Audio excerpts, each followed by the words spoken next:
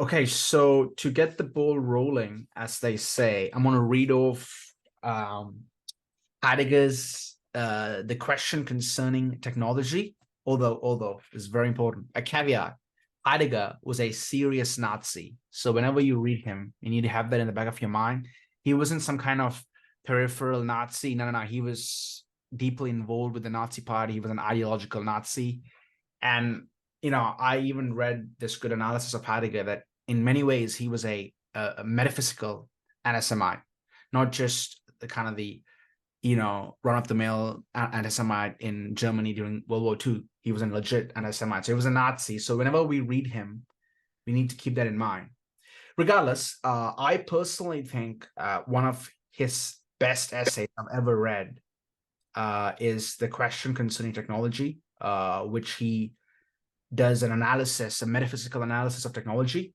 So I'm going to read really two tiny excerpts from that essay, and then we'll go from there. So here's what he says. Everywhere we remain unfree and chained to technology, whether we passionately affirm or deny it, but we are delivered over to it in the worst possible way when we regard it as something neutral. So that's a really important point. For this conception of it, to which today we are particularly like to pay homage, make us utterly blind to the essence of technology. This is essentially in the second paragraph of the essay. So he starts off the essay like that. And then this is the important bit, for me at least, which I thought was really perspicacious. He says here, we're questioning concerning technology, and we have arrived now at aletheia, which is a Greek term, which means, well, it translates to at revealing. What has the essence of technology to do with revealing? The answer, everything.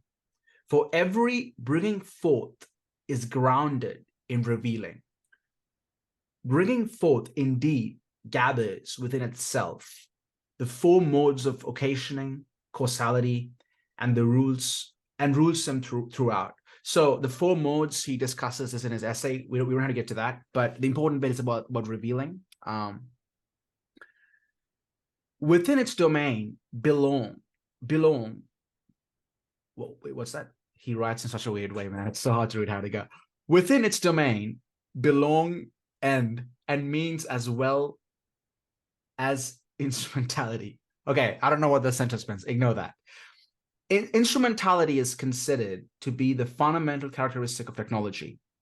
If we inquire step by step what technology represented as means actually is, then we shall arrive at revealing.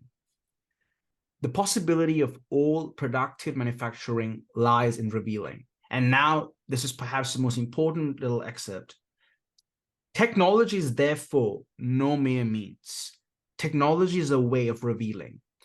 If we give heed to this, then another whole realm for the essence of technology will open itself up to us. It is in the realm of revealing, i.e. of truth. So after reading this a couple of times, my first insight and the way I connected this to kind of techno-optimism and tech bros of our time is I feel like a lot of us, at least tacitly, view technology as a means to an end, right? A lot of tech bros think of it as some kind of, as Heidegger says, instrumentality. It's a way to get things done, purely pragmatic, utilitarian kind of way of viewing. However, actually I have some notes here which I took down. That bit about that bit about revealing shows that technology is not a mere instrument. It's rather a way that truth reveals itself to us. And when I mean truth, I don't mean truth in like a scientific empirical sense, like facts of, let's say, the physical world, but rather truths of being as such. So the brilliant insight Heidegger had in the 20th century, which I think revolutionized philosophy afterwards, at least so-called continental philosophy, is that he showed that truth isn't something that just kind of prima facie just presents itself to us. It's always something that's revealed through us, a subject, or as he calls it, a Dasein. And then he used that kind of concept that truth is always something that's filtered through a framework, or framework again reduces it to some kind of like algorithm. It's not in that sense. Rather, it's through a mode of being, through an orientation, let's say. He extrapolated that idea to every other parts of being. So technology, art, obviously history and whatnot. This essay is on technology. So the first thing is, technology is not a means to an end. It is much more deep and much more profound. Its essence is it makes metaphysical claims, which means technology deeply, profoundly changes who we as human beings. And that's not an eye-opener, especially with social media. People just accept that kind of, now it's like, it's a given, right? Although it's not just in the sense of our social reality, but our metaphysics, our values itself changes with technology. And then the other critique of, let's say, tech bros or tech broism is that, there's this kind of naive optimism, which you and I are going to talk about, where there's like this assumption we have that, technology is good just for the sake of technology. So it's this kind of, if we keep advancing and developing our technologies, that's just good for its sake. It's not so simple. What Heidegger talks about this thing called so he has technology as revealing, but then he also has this thing called enframing, which okay, I hate to be the annoying leftist that blames everything on capitalism, but I'm going to be that annoying leftist. Enframing is we start viewing other human beings also as technical objects, as resources to be exploited. Case in point, human resources. So in that sense, the technological metaphysics have become our metaphysics. We view other human beings as means to an end, as things to be optimized, utilized, to be used, to be technically exploited, certainly in capitalism. And, a good example is when the whole, as we're going through the current AI revolution, when the whole, with OpenAI, the ChatGPT thing came off, the first question, a lot of the first kind of spontaneous reaction most people have is, what's it going to do to this job, to marketing, that job? What's it going to do to the economy? But rarely did we ask, what is it going to do to the human subject as such? And I think the reason we ask that previous question, not the latter one, the reason we ask, what's it going to do to our economy? What's it going to do to, I don't know, different kinds of jobs, is because, again, we human beings, because we have this kind of technical metaphysics, we view human beings as agents of capital. Simply, that's all we are. We just, we trade and we pretty much move around capital. So the most important thing isn't the human being, but what the human being is used for.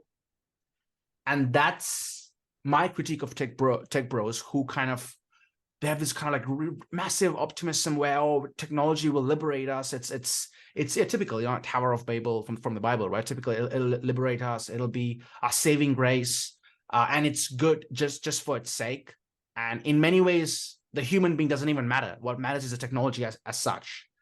And that is something. So, by the way, Heidegger was not a Luddite. He was not saying technology is bad. I think the best way to read Heidegger is through the Hegelian lens and be like, okay, we need to see technology for what it is, with its contradictions. And I'm not saying that's, you see the good and bad and you kind of weigh out the pros and cons and get the pros. It doesn't work like that. Heidegger's point is more, I'd say more solemn even, that we with the good, the bad comes. The bad comes along. It's concomitant to the good. We can't have our cake and eat it too. That's the point Heidegger makes, in my opinion. And I think that's the best way to read his essay on technology. Yeah, saying all that, Euwyn, bro, I said a lot there, but the floor is yours. Yeah, well, I agree and have the same kind of orientation or like views on technology. And so I think what I can do is kind of build on what you've said. But first of all, yeah, like Heidegger's take on technology, I think, is a really, really important one, right? Like, I think he sees very deeply. You could call him a prophet in this sense, because he wrote the book in like 1950. Was it 1950, 1900, something like that? The essay, no, not 1950, or I don't know when the essay was published. In fact, you keep going. I'll find out when it was published. Yeah, it was early enough. But he saw through these things that that like he basically saw through how much of an impact, to use a simple word, like Exactly. You hit the exactly 1950. You hit the nail on the head. Yeah, that's great. But he saw all of this before any of it happened, right? Like in 1950, the world doesn't look like how it did today, but he saw all of this coming. But I think one of the main points, again, I want to reiterate is like, that an interesting thing here, I think Rahul, you made a few points around like tech bros and like techno-optimism. I think in this context on what everything Heidegger is writing about, you can kind of extrapolate that to kind of the whole generation, at least the whole new generation, because they're all brought up within this setting, right? Like technology is inherently a part of the new generation. So in a way, like tech bros have this kind of techno-optimist view, but I think it's inherent in everyone who grows up, everyone who grew up in this kind of way of being, right? Which becomes our religion. Yeah. So I think the important point to make is that it's one of those things now. Technology is one of those things now where it's so deeply encapsulated our ways of thinking. And I think here it's probably more accurate to say the Western way of thinking, that you don't even notice it. Like people on the street wouldn't be nearly conscious of like what sort of effect technology is happening to them.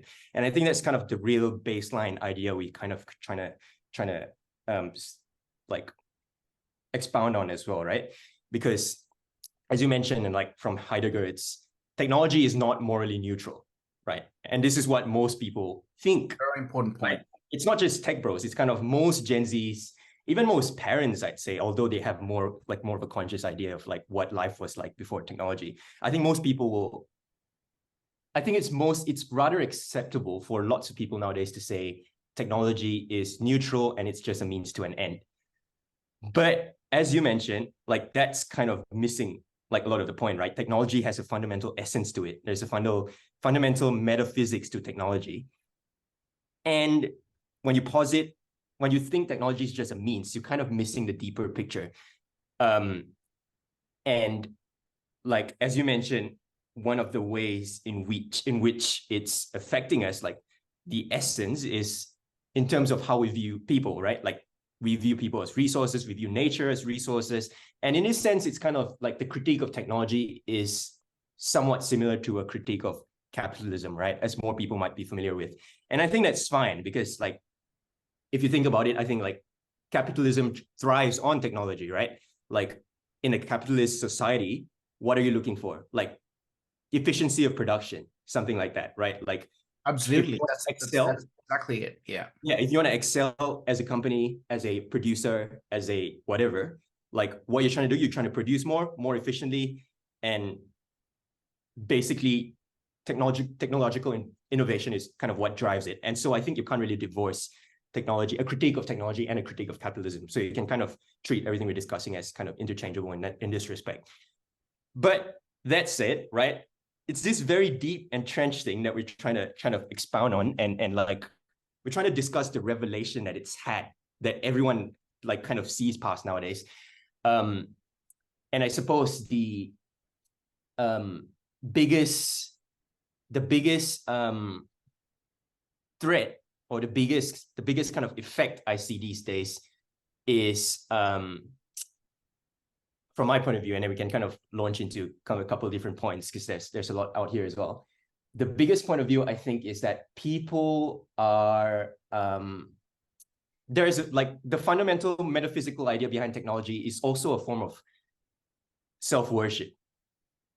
Like it's a form of like,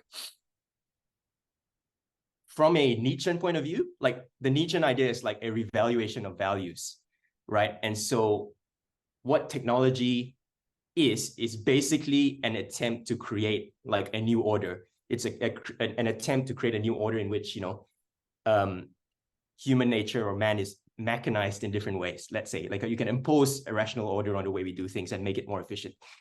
And I think you could then kind of interpret like the whole movement of technology being techno-optimism, kind of somewhat similar to scientism, right? It's this idea that, we are our own gods and we can decide whatever the world should look like. We can do whatever we want. And our goal here is to kind of overcome nature. But then in doing so, like there are lots of risks, right? Like we kind of overcome nature, then we overcome ourselves, right? And that's the point you raised with human resources as well, right? Because once you see nature as something to be overcome or something to be used as a resource, what's stopping you from seeing a human, right, as something to be like something used as a resource and something to like kind of have power over? It kind of all exists within the same framework. And so I think the two things that kind of comes to mind firstly is where this is all taking us, because there is a kind of development, there's a development to technology, right? Like it doesn't just end with us being in a utopia. It's never that simple, right? And here, if I want to bring it down to kind of the ground level, on a more practical level, right? I think there's a lot of simple ways. Like you don't even have to talk about philosophy. There's lots of simple ways now where people are beginning to detect like certain faults or effects in which technology is putting us all at risk, right? And a simple example is like Jonathan Haidt. He's a sociologist. He talks a lot about the risk of social media and what it's doing to humanity. It's not morally neutral in that sense. And if we're going to go down the route of social media, it's not a morally neutral route where it's a pure means in which we are just doing whatever, like we're just using technology for our own sake, right? Like it's doing something to us as well. And I like what C.S. Lewis said, I think it was in The Abolition of Man. Let me try and find a quote. He said this: each new power won by man is a power over man as well. In every victory, besides being the general who triumphs, he is also the prisoner who follows the triumphal car. Beautiful quote. And so the more you kind of overpower nature, you overpower kind of everything, right? You're also being taken along for the ride. You're in a way a prisoner of what's being done. Yeah. Actually, can we revisit that quote? Because that was a really good quote. I think, C.S. Lewis and I, for me, he's a bit too conservative, but I think he's a brilliant thinker. Isn't it really interesting that you brought up Jonathan Haidt and social media, and then you quoted C.S. Lewis? Because social media perhaps is the quintessential example to exemplify that quote. It shows the inherent contradiction in social media, because think about social media. Its promise was, we're going to be global citizens. We're all going to be connected. We're all going to be knowing what's going on. And it's just this beautiful utopian liberal dream, isn't it? But then C.S. Lewis would be laughing at that and saying, oh, look at now we've become slaves and enslaved to social media. And this thing that was supposed to liberate us ended up enslaving us. And I think that's where he points out that, I don't know, I know he's coming from a very kind of Christian perspective, and that's completely fine.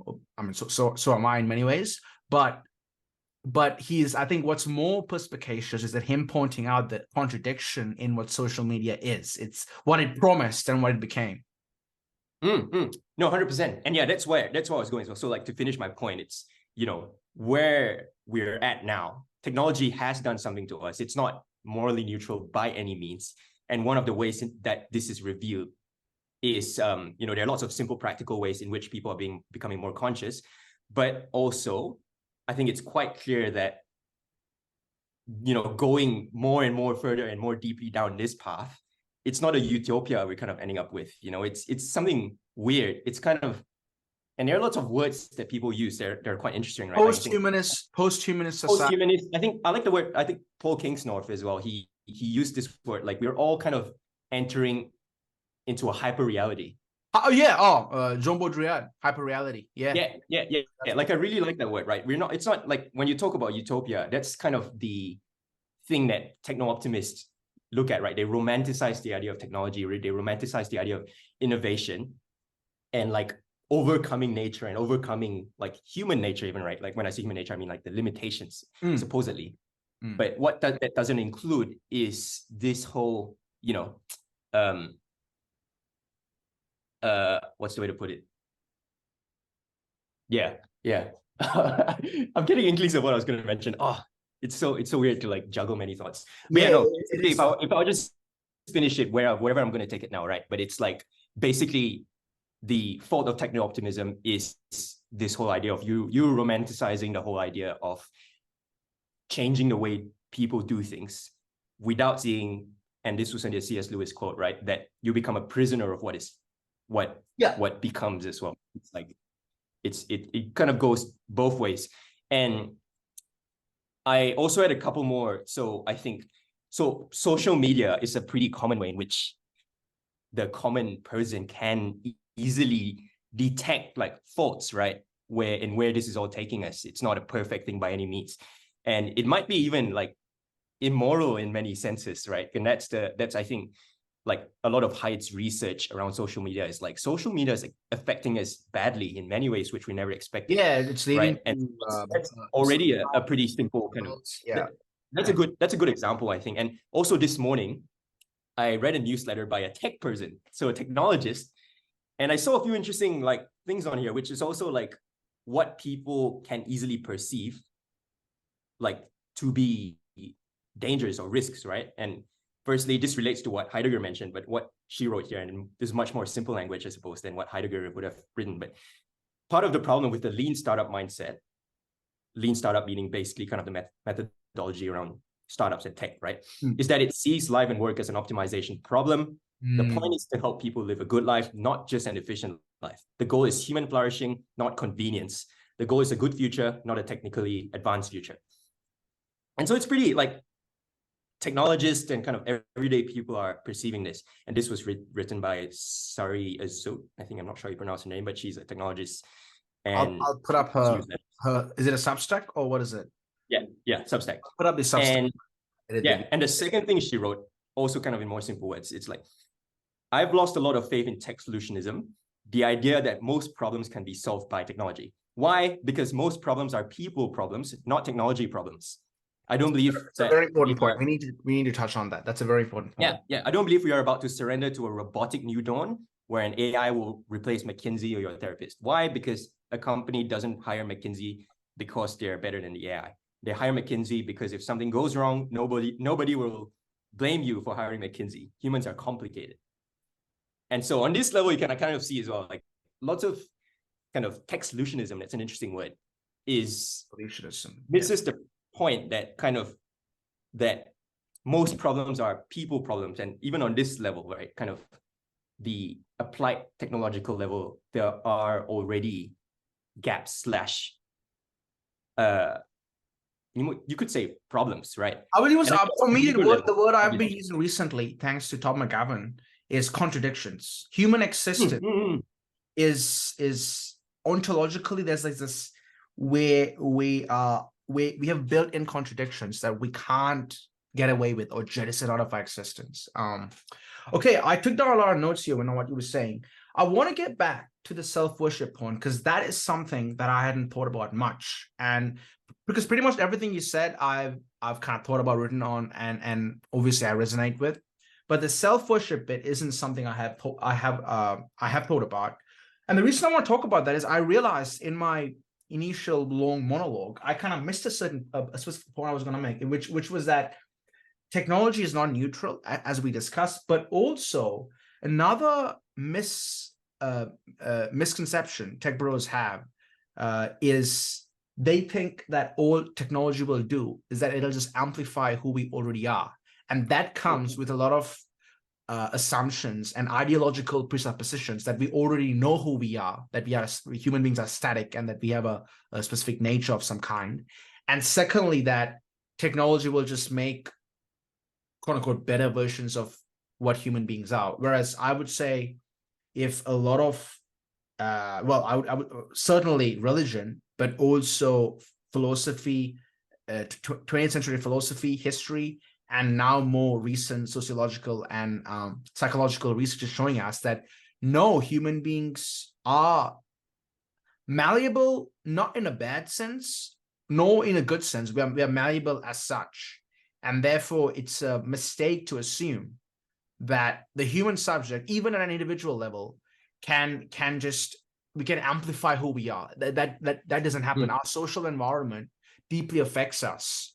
But saying all that though, is it because like I don't get it though, because like for me, my whole view with technology is we're moving towards thanks to capitalism, and I mean that obviously sardonically, a post-humanist society where human beings simply become agents of capital. We become technical agents in society. But when you talk about self-worship, that kind of gives it a bit of a different twist. So perhaps you could expand on that a bit. Yeah. But yes, also, so what you're mentioning around the technology having kind of its own essence, right? That whole thing. I think, and so most people nowadays see it as neutral, but that misses the point. It's like because I think when you say all technology is self-augmenting, you kind of assume that it's neutral, right? Like it just augments. But no, it has its own essence. It has its own metaphysics, as we were discussing, right? Yes. Its own reality in some sense, which structures our reality. Yeah, it's a hyper reality as we mentioned. And I think there was this thing I read, it's from Jacques Ellul. I'm not sure you pronounce his name, but he's also written quite a bit on technology. And he recognized it as a self-augmenting force, but one that kind of engineers the world on its own terms. And so I guess that's the way that's how Heidegger ends his essay, in fact. Heidegger makes the point towards the end of his essay that technology has a being of its own, that does change and augment the world. Yes. Yeah, because it is self-augmenting in its application, right? And so in that sense, it's like it's neutral because it just augments the human subject. But no, it kind of does it on its own terms, because then you create something, you create a being, almost a mode of being, right? And that has its own essence, its own metaphysics. That's what we've been repeating. And I want to give an example on that. I think case in point would be the stock market.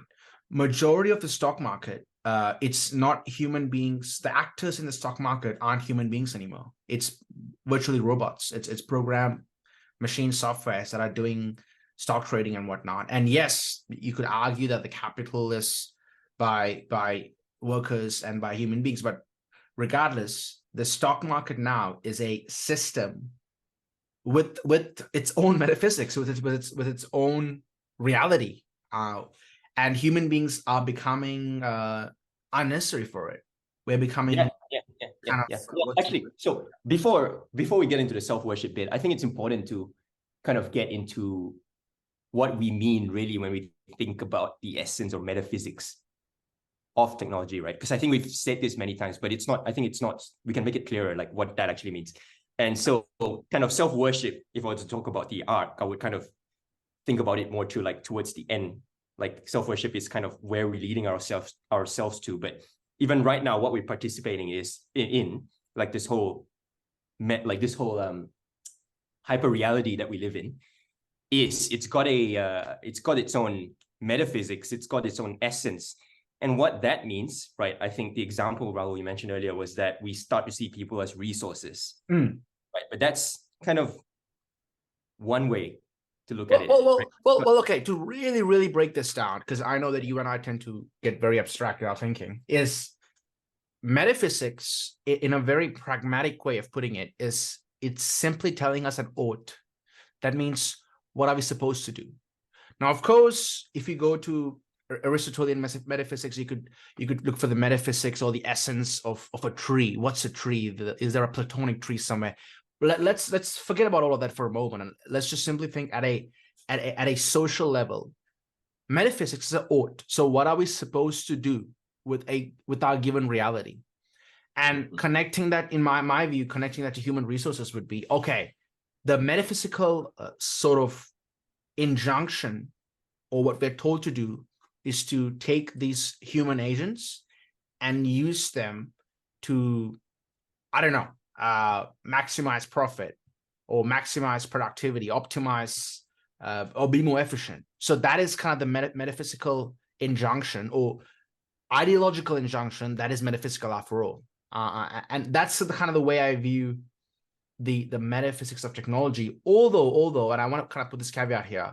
So, because we started off with Heidegger, look, this part isn't on Heidegger, but we started off with Heidegger, so it doesn't have to be about Heidegger. But for Heidegger, it's not just that. It's also he's looking for an essence of technology and what that entails. But sorry, did my kind of point about the that's good. That's good. So it's kind of odds, right? Yeah. And I think there's one more layer to it as well. Like I think, we see each other as capital resources essentially, and that's a danger there, obviously, right? But I think there's one like another layer of odd as well is I think we kind of land on this idea, like this intrinsic idea that we don't talk about, that if we liberate ourselves from everything, we would be happier. It's that kind of like, it's just the classic capitalist kind of ideology, right? And that's something very inherent in technology, right? It's like the thing that causes us unhappiness is like systems or structures that we have to be liberated from. And that's sometimes true. But I think now we're getting to the point where we're trying to liberate ourselves from reality itself, right? And so, but then the thing is that in a far more fundamental way, it's just making far more people more unhappy. Which is a contradiction, almost ironic contradiction you pointed out before. And you in fact hit the nail on the head, because this guy Ray Kurzweil, who is kind of like a futurist, I remember reading, I haven't read any of his books, but he's kind of known as one. He perhaps is like before Balaji and Elon Musk and all these types. He was kind of the OG tech bro. He was writing about these things, in like the 90s. And he has this really interesting essay, which I read, I forget where he talks about how you could just live in a simulation and you won't be limited by your physical reality. So you could live kind of the mind in a vat machine. So if you one day, if you feel like a woman, you are a woman. And not to get into the whole gender, debate about that. Like, forget about all that. But no, I think it's true. Like, if you feel like, look, let's say a biological female, right? All you gotta do is kind of cognize that in your brain, and then you become that thing. So we kind of completely let go of our physical embodied reality, which for Heidegger, Maurice Merleau-Ponty, or modern cognitive science would be an complete abomination, given that we are deeply embodied creatures. To be human, well, at the end of the day, we let go of our finitude that way. At the end of the day, we try and liberate ourselves from reality. So precisely, right? That's where we're going. Yes, which is why I connected to the point you were making about reality. Yes. Yeah, because also that's Heidegger's kind of metaphysics, right? It's not just about you, but it's not just about subject and object. That's kind of his metaphysics. He breaks it. Yeah. There's no differentiation there. It's kind of the subject participating. Subject and object are one. Yeah. I mean, look, he has got many. Like, he calls it Dasman. He calls it life world. Yeah. But the idea being that you can't isolate the subject from their life world as such. Yeah. So to put it simply, right, it's like kind of man has a certain relation to nature, right? Man has a certain relation to others, like the other, right? And there's a certain kind of,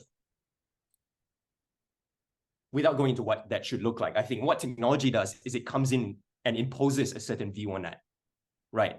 Like, because traditionally, like pre-modernity, like man saw nature as something to be worked with. Correct.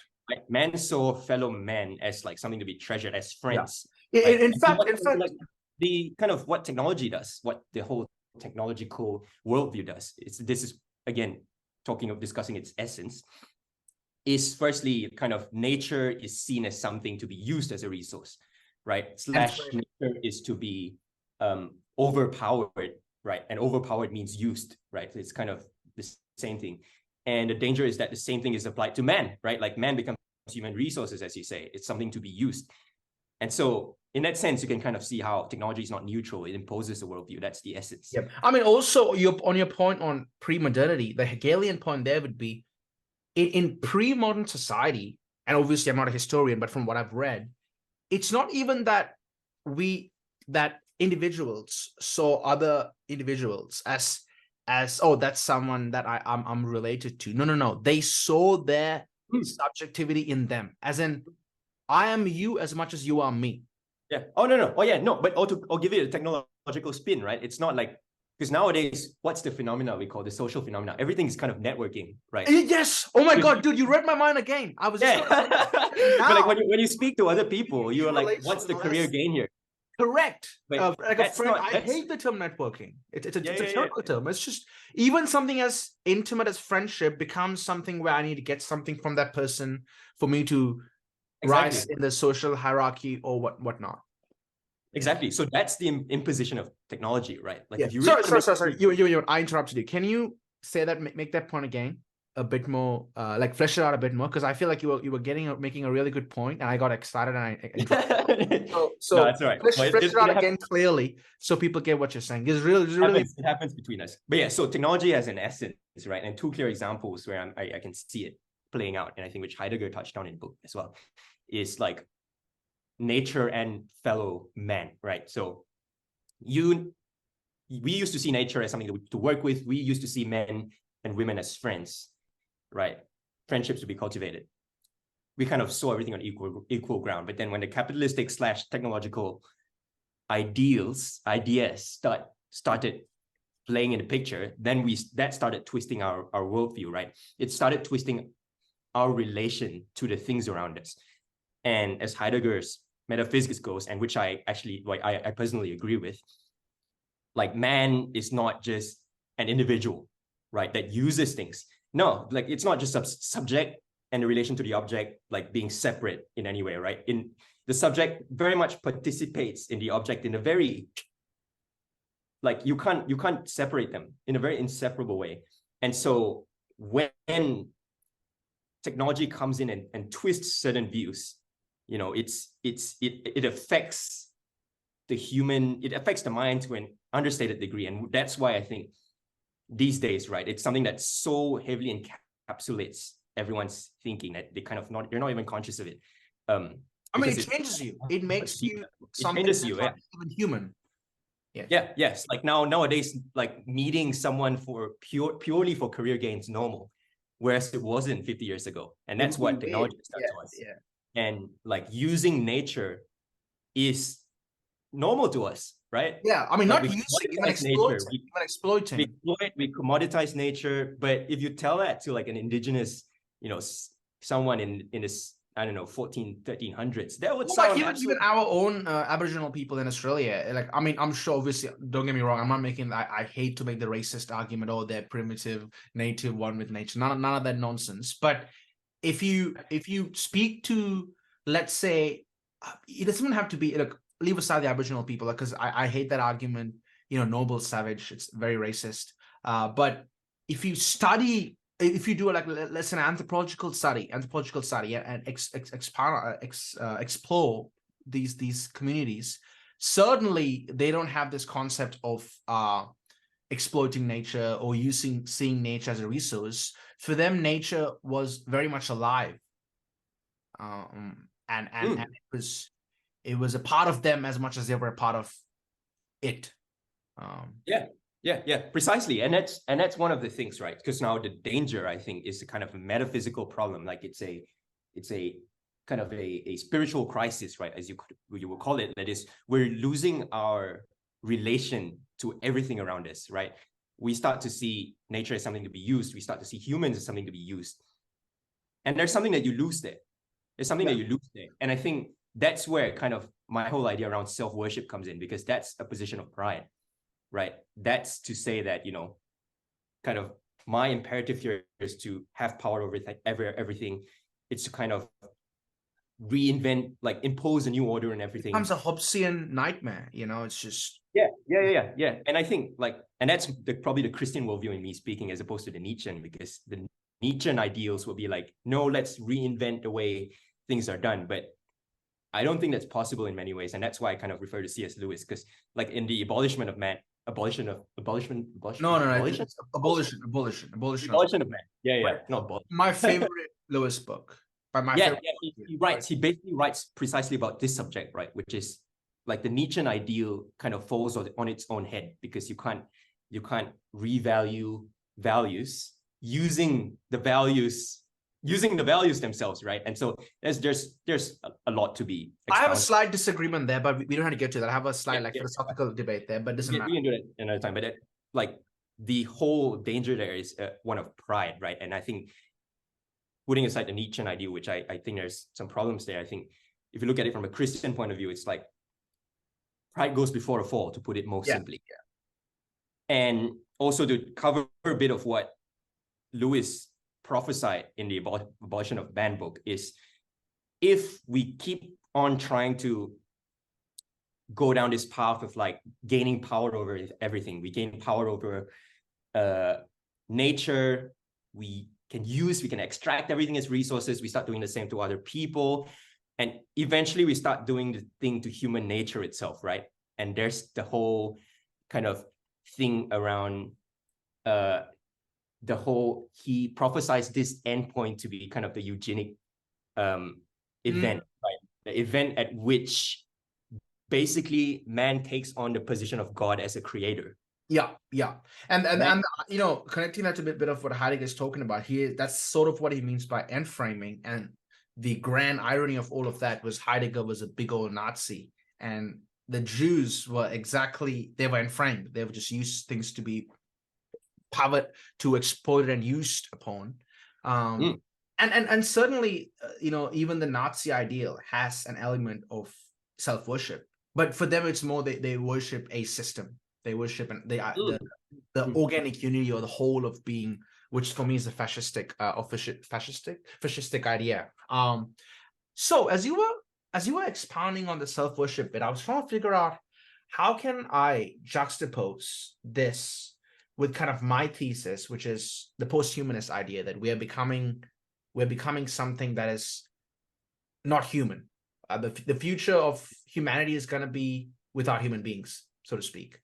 Okay, I'm gonna try to make a point here, but you were gonna say something. You go first. Yeah. I think there's the hyper reality element to it. There's So, but I don't think Lewis saw it from that lens, right? So C.S. Lewis specifically saw it from the lens of eugenics, and I think there's something to that point as well, which is the final stage of man's conquest over nature is basically when, you know, in the course of reality, when someone when one age really attains, you know, by eugenics, the power to make its descendants as whatever it pleases. Yeah, I mean, for me now, I would still say that's posthumanist, because the posthumanist idea is that there's no human being per se. We're biological entities, and we can be optimized, used, exploited. So what Lewis points out is that in a way, all men who live after this age are patients of that power. So then they are weaker, not stronger. Yeah. So like no matter what kind of powerful, that's the supreme irony. Yeah. Machines we put in their hands, it's this people in this age which has preordained how they are to use them. So in a very interesting way, Lewis prophesies this endpoint, this event at which we are bringing ourselves to on this route, which is our conquest becomes over human nature itself. And I think a very vivid image of this is in Huxley's Brave New World, right? Human nature is the last part of nature to surrender to man, right? And in Brave New World, in Huxley's Brave New World, there's eugenics, there's like prenatal conditioning, I believe, right? Yeah. Basically, and of course, happiness drug. We perfected the human species, right? And there's like a perfect, I don't know, applied psychology, whatever, and man has perfect control over behaviorism, B.F. Skinner, behaviorism, man's deterministic, and basically Lewis points out that that's the point at which man reaches the pinnacle of the power, and everyone else is kind of, you know, a prisoner of that. So that's something I find interesting. But the artificial piece, artificial intelligence, is something else. It might be something else, or it might not be. I'm also wondering how we can kind of tie this in. In fact, Euwyn, I was going to bring this up towards the end of the pod, but I think this whole conversation, we can end on a positive note, and I'll tell you why. And as you know, I'm very cynical. I don't really end things on positive notes generally. But this topic of technology, there is in the typical Hegelian move, in the failure, there can be something good that comes out of it, I believe. So firstly, the reason, you know, I was initially a bit confused about the self-worship point was the way I view the kind of posthumanist idea is that human subjects, they stop viewing themselves as human beings. Whatever this deep down identity we have as human beings, it's jettisoned. But then I realized, in fact, no, the self-worship point is perhaps more perspicacious, because in postmodern society, we live in this kind of ruthless pragmatism. So being a self-worshipping, egoistic narcissist is one of the best ways to get around postmodern capitalist society if you are a bit Machiavellian, because then, as we were discussing, if we view other human beings as not really human, but rather some other biological agents to be used and exploited, then pretty much the best way is to play the game and get to the top, whatever the top. And the funny thing is, in postmodernism, the top doesn't even matter. It's just climb the hierarchy for the sake of climbing the hierarchy. There aren't the, let's say, the typical values of beauty, love, truth, or God. None of that. It's just climb the hierarchy. We discussed this in the previous pods, isn't it? So, and then in that, self-worship kind of works, because it's not self-worship in the sense that you think, I don't know, at least this is my interpretation of it, that there's something special about me, that I'm unique, I'm divine, and none of that. It's just I am who I am. It doesn't even matter. But what matters is the game, is the task. It's partaking in the social game, so to speak. Yeah. Well, but anyway, I guess that's just the point I want to make there. Yeah, it's kind of like an answer. Well, I think there are two ways to look at it, right? And earlier, as I mentioned, like there's kind of a Nietzschean approach, which is to lean into it, because if you are going to think about, like, because Nietzsche's idea is like the Übermensch is like the Superman. That's the ideal you want to be, right? You want to be the person to kind of revalue valuations, right? Yeah. Rebuild and kind of. I mean, you want to rebuild the meta values itself, not just values, but reevaluate what values are itself. Yeah. And so, kind of, as we discussed, technology is a major imposition on like the way things are done and how like worldviews, like to the modern worldviews, right? If you were to work and build within that space, you kind of have the opportunity to do something like that, right? Well, I mean, like, actually, I was thinking, as you were saying, yeah. Sorry. Like I guess the easiest way to say how much of an impact technology is if we were to boil down the ages into one word. Like, you wouldn't call this current age we're in and a postmodern age. Like, that means something. If you call it an atheistic age, like yeah, that's something. I think people usually call it a technological age. Correct. Because I mean, right? Postmodern age, you could even call it the last century, but our specific age is perhaps a technological age. Yeah. So I think you can conclude from that. It's safe to say technology has been the genre, like the era defining thing, right? And so if you were to pursue the Nietzschean ideal, you have the opportunity to redefine the way everything's done, right? In that lens, I think, although on the Christian kind of religious path, I think there's quite something to the whole idea of I think I saw this coin somewhere, but it's like technological ascesis. I think like asceticism, like being a technological ascetic, right? Basically distancing yourself from technology and its metaphysics. And the whole imperative there is like, be aware that, technology in everything, there is a trade-off, right? Like, no technology is perfect. Everything comes at a price, and prices that we're not aware of. Like and more importantly, that you can't have your cake and eat it too. Exactly. Because the trade-off argument, for me, that's too pragmatic. Because that kind of makes the assumption that, you can have the good without the bad. I don't think that's how the reality works. No, I agree. But I think firstly, you become aware of it, right? You be aware of it. Certainly. The whole imperative there from a Christian point of view is to like kind of keep the means and keep the ends, right? Yes. I actually made a note earlier, but I think Ivan Illich, I think that's his name. He's also written quite a bit on technology. You may have to send me all these things because I need to put them in the show notes. Yeah, I will. But he argues for what he calls a convivial use of technology. Sorry, what was that word? Convivial, right? I actually don't know what it means. So I'm just going to say that's what he called it. But what that entails basically is, firstly, technology exists to fulfill man's existing needs and desires instead of generating new needs and desires.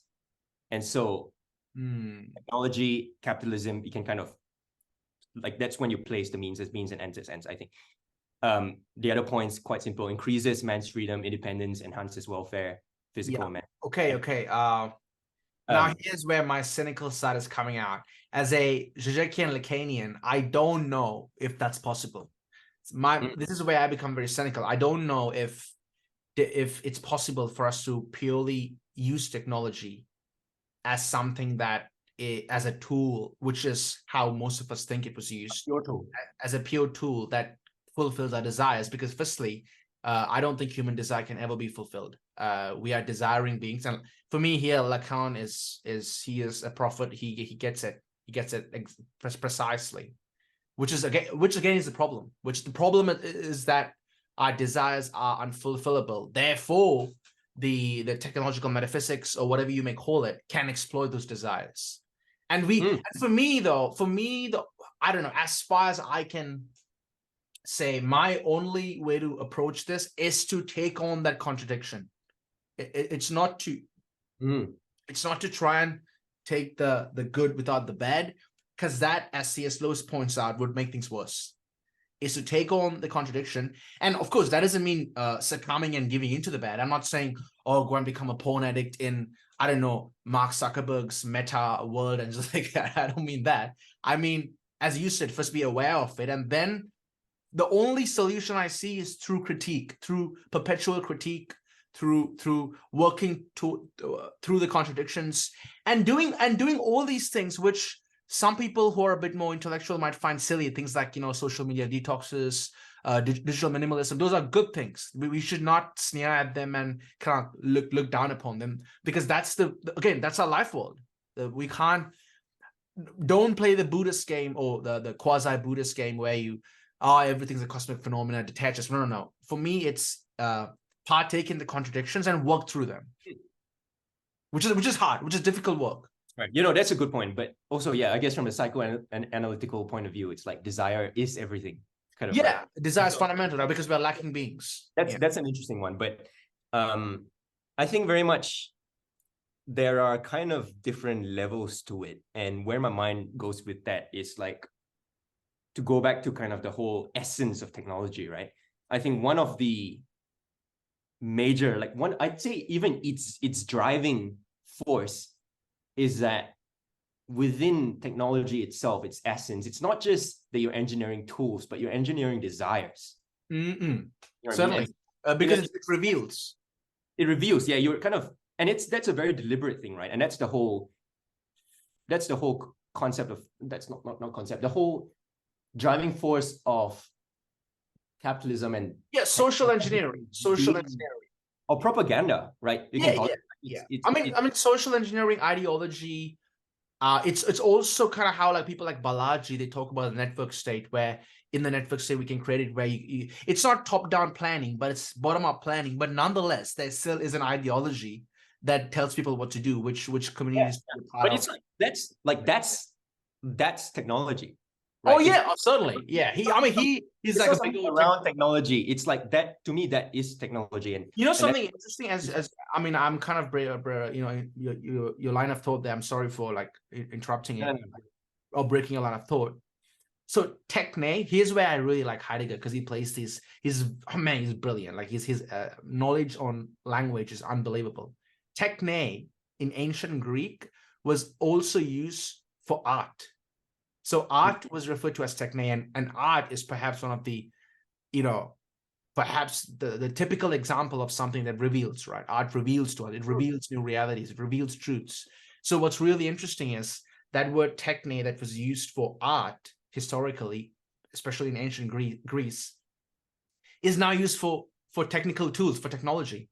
And I don't know what to make of it, but Heidegger thinks, he's like, okay, why is that? Just got to question why that is. That's really interesting. No, that's a really good point. But then now it becomes clear, right? It's like kind of propaganda is not part of it. It's like propaganda is almost like breathing air. It's like the breathing air for technology itself, right? It's not like a byproduct. No. It is it. It is, the ideology is it. And so there's obviously this very interesting layer as well, where to the whole worldview or essence of technology, where it's like the engineering of desires. And obviously that's kind of its own, like we can run a whole separate discussion on. Well, yeah, I mean, one thing I want to do, in fact, one thing I want to do is, because I know we're going to do some book discussions in the future, is to discuss, because I think, this book here by Todd McGowan, Capitalism and Desire, I've spoken about this a couple of times. I mean, this book could easily be Technology and Desire, and the message of the book would still stand. We could just because the two things go hand in hand. They're tightly related. Yeah. What was the? Is there any insights from that book that relate to what we? Well, I mean, it's the idea of desire is metonymic, that it desires for the sake of desiring, and then the idea of objet, we don't desire something that exists. It's a virtual category, and then he connects that to how capitalism functions. But look, I need to like prepare properly if I'm gonna do like I might do a pod that kind of it's on the book. Yeah, well, because I guess like the accompanying idea there is like it's ruling by desires, right? Like it's to bring it back to Brave New World, right? Like because what that contrasts is, in a few centuries ago, Orwell wrote 1984, and that was basically the ruling of a nation, whatever you call it, the ruling of people via control and power, right? Totalitarian, top down, totalitarianism, basically. But then Huxley, I think Huxley wrote Brave New World before Orwell actually wrote 1984. Oh, is that right? I think Huxley was right. I think Huxley was actually Orwell's lecturer. I think I got the order right. And the very interesting thing is they had some correspondence between each other where basically Huxley disagreed with Orwell. Said it was like great writing and whatnot, but he thinks that, at some point, the totalitarians of the 1984 idea will realize that it's a lot more efficient to control people by means of desire alone, right? Like, I mean, we live more in an Huxleyan reality than a Orwellian. Yeah. Well, it's like it's power by giving us what we want, basically. Yeah. Or by creating false needs, by giving us what we want just enough, and that's the point Todd McGowan makes. Like capitalism works in that contradiction of it works by not working. It gives us just enough. Well, yeah. Even like I think probably like Stalin and Mao even would be impressed. Yeah, by that kind of disappointed that, like so much control can be exerted. Yeah. I mean, what's interesting is Zizek talks about how in the Soviet Union they always allowed people a certain level of freedom, though. They always gave people, so you could make jokes against the state, against the party. There was a certain level of kind of unsaid humor, and that allowed people to that's exactly how control works. It's not this kind of the way Orwell imagined it. I think personally Orwell is a bit overrated. This kind of where it's just tight. You can't say anything. You can't utter a word. It's complete censorship. No. It's kind of by teasing us with a bit of freedom, we're kept in control. Which is why I think we live more in a Huxleyan reality than a Orwellian reality. Hey, look, I don't know. Pretty much what I've kind of wanted to discuss, I think I've made the points. Although I did say that I'm a bit optimistic about all of this, right? Regardless of my cynicism. So shall we get there, or are there any more points you want to make? Yeah. Well, we can talk about optimism, because I think even though that's the kind of ruling the ideology, happiness ideology. Yeah. Techno-optimism.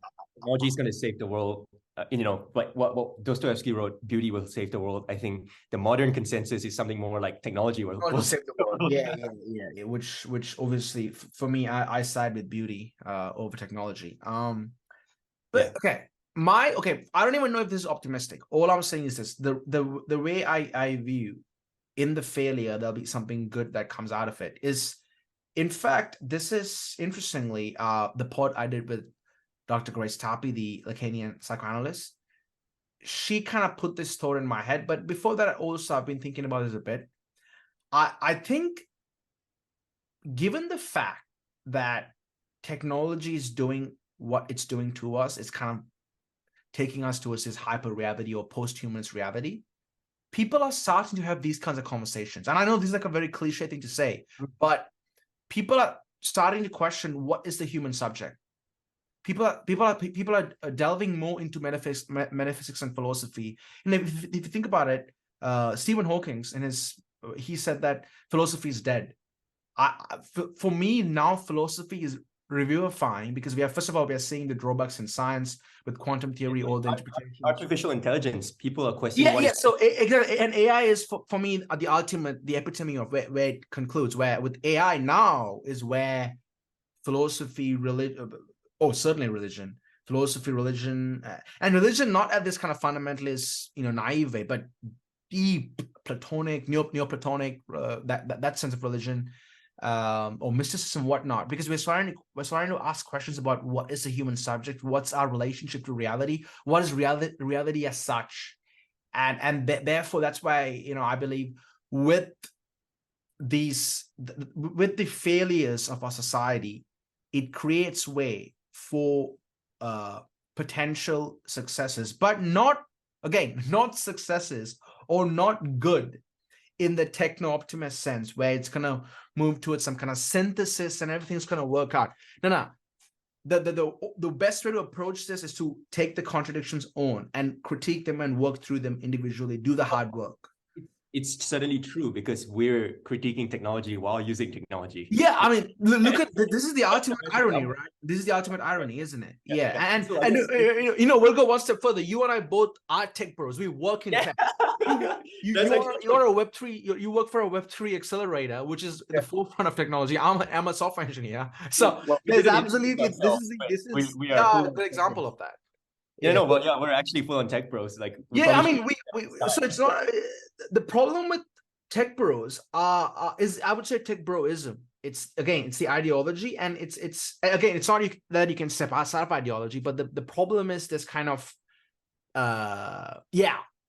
look, I'm gonna say it, despite this is gonna sound very arrogant, but naive and rather an infantile way of viewing technology without any depth. And again, the point I made before, Heidegger wasn't a Luddite. He was for science and technology.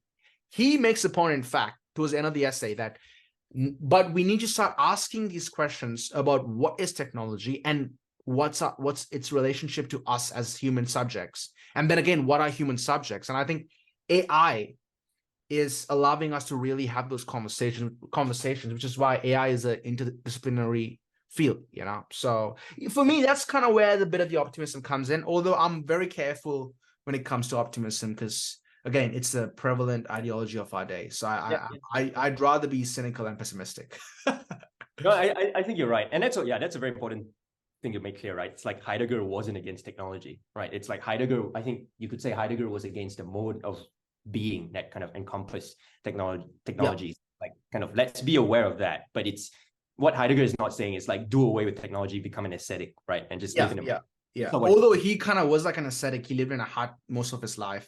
Oh, right. I didn't know that. Yeah, look, he's a Nazi, weird guy. Honestly, Heidegger, personally, you wouldn't want to be him, but take his philosophy, Yeah.